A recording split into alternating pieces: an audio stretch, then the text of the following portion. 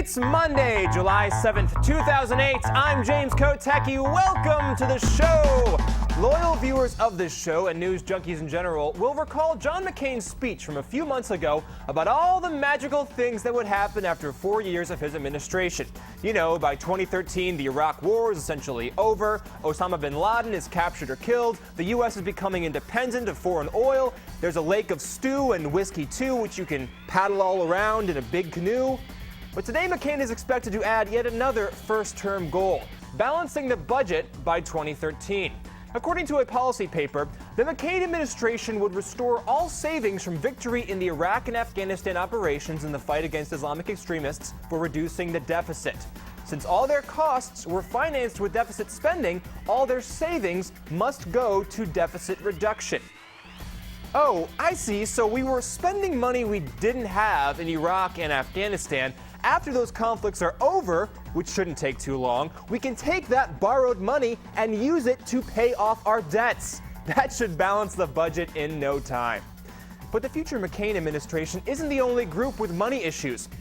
The Democratic convention in Denver is a little short on cash right now. They're about $6 million over budget.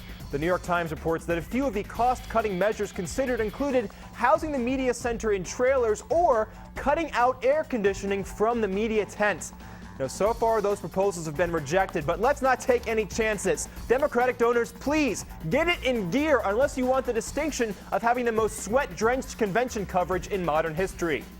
Meanwhile, Barack Obama is set to break with tradition and accept his party's nomination outside the Pepsi Center Convention Hall at Invesco Field at Mile High. That should help bring the price down.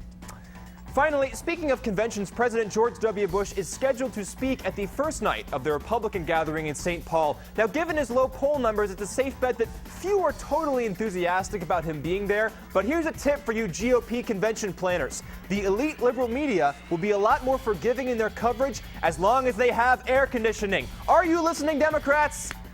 Well, that's it for today's hit. Check out Politico.com/Kotecki to let the good times roll. And don't worry, I may borrow $5 from you, but I'll just pay it back with $5 I borrowed from you, and then I'll pocket the savings right here on Kotecki TV. This is rowing, apparently. This is what it means to paddle a boat.